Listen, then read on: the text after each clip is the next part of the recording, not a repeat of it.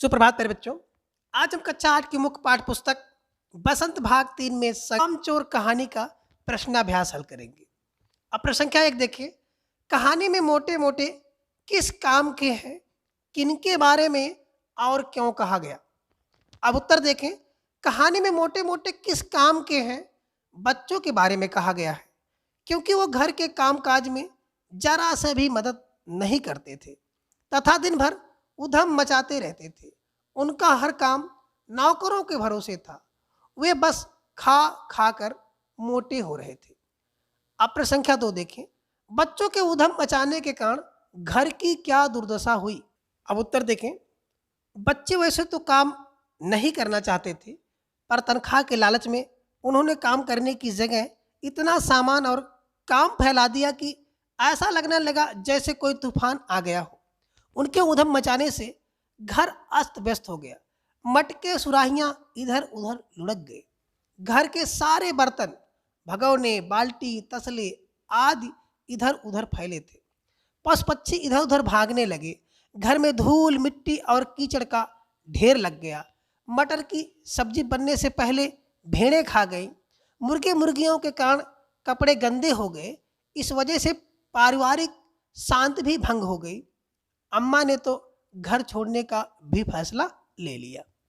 अब प्रश्न संख्या 3 देखें। या तो बच्चा राज कायम कर लो या मुझे रख लो। अम्मा ने कब कहा और इसका परिणाम क्या हुआ? अब उत्तर देखें। अम्मा ने बच्चों द्वारा किए गए घर के हालत को देखकर ऐसा कहा था। जब पिताजी ने बच्चों को घर के काम काज में हाथ बटाने को कहा, तब उन्होंने इसके विपरीत सारे घर को तहस नहस कर दिया। अम्मा जी बहुत परेशान हो गई थी। इसका परिणाम ये हुआ कि पिताजी ने घर के किसी भी चीज को बच्चों को हाथ ना लगाने की हिदायत दे डाली कि अगर किसी ने घर का काम किया तो उसे रात का खाना नहीं दिया जाएगा। अब प्रश्न संख्या 4 देखें। कामचोर कहानी क्या संदेश देती है? उत्तर। यह एक हास्य प्रधान कहानी है।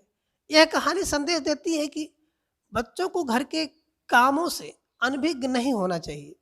उन्हें उनके स्वभाव के अनुसार उम्र और रुचि का ध्यान रखते हुए काम कराना चाहिए, जिससे बचपन से ही उनमें काम के प्रति लगन तथा रुचि उत्पन्न हो। उन्हें बचपन से ही छोटे छोटे काम करने के लिए प्रेरित करना चाहिए। आप प्रश्न संख्या 5 देखें। क्या बच्चों ने उचित निर्णय लिया कि अब चाहे कुछ भी हो जाए, हिलकर पानी भी नहीं पिएंगे? उत्तर।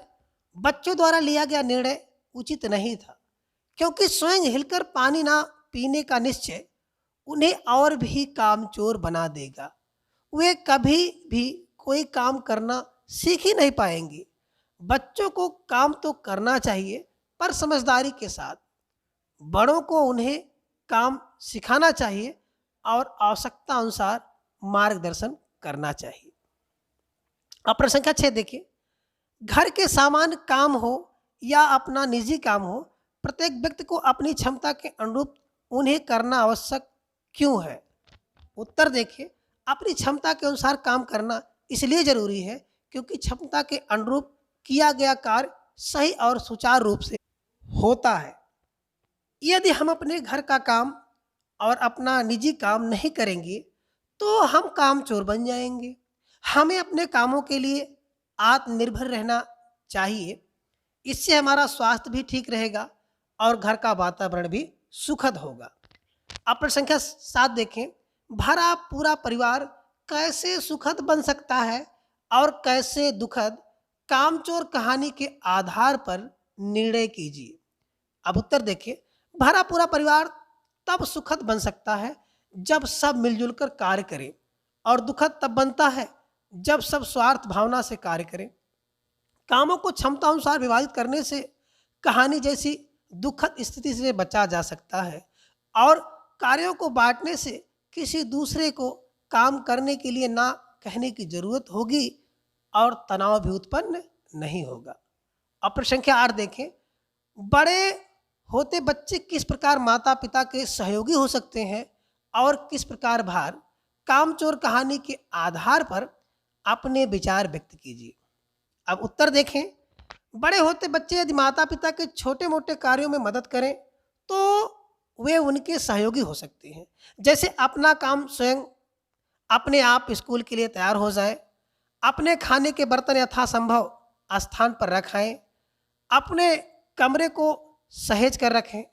यदि हम बच्चों को उनका कार्य करने की सीख नहीं देते तो वो सहयोग के स्थान पर माता पिता के लिए भार ही साबित होंगे। उनके बड़ा होने पर उनमें कोई कार्य कराया जाएगा तो वे उस कार्य को भली भांत करने के स्थान पर तहस नहस ही कर देंगे। जैसे कि कामचोर पाठ में बच्चों ने सारे घर का हाल कर दिया था।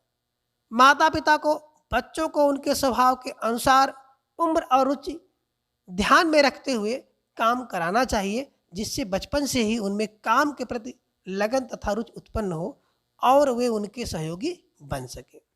अपनी संख्या 9 देखें। कामचोर कहानी एकल परिवार की कहानी है या संयुक्त परिवार की कहानी है? इन दोनों तरह के परिवारों में क्या क्या अंतर होते हैं? अब उत्तर देखें। कामचोर कहानी संयुक्त परिवार की कहानी है। इन दोनों प्रकार के परिवारों में अंतर इस प्रकार है।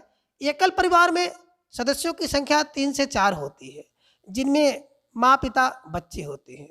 और संयुक्त परिवार में परिवारों की संख्या ज़्यादा होती है, क्योंकि इसमें चाचा चाची, ताऊ जी, ताई जी, माँ, पिताजी, बच्चे सभी सम्मिलित होते हैं। एकल परिवार में सारा कार्य जो है स्वयं करना पड़ता है, जबकि संयुक्त परिवार में सब लोग मिलजुल कर कार्य करते हैं। एकल परिवार में जीवन के सुख दुख का अकेले सामना करना पड़ता है, जबकि संयुक्त परिवार में सारे सदस्य मिलकर के जीवन के सुख दुख का सामना करते हैं। आशा की बात। प्रश्न संख्या 10 देखें। धूली बेधुली बाल्टी लेकर 8 हाथ 4 थनों पर पील पड़े। धूली शब्द से पहले बे लगाकर बेधुली बना है, जिसका अर्थ बिना धूली।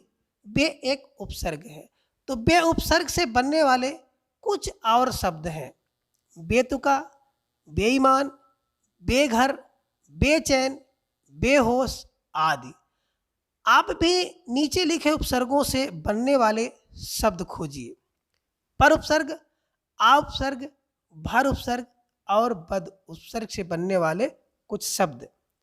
उत्तर देखें। पर उपसर्ग से बने शब्द: प्रबल, प्रभाव, प्रयोग, प्रचलन और प्रवचन।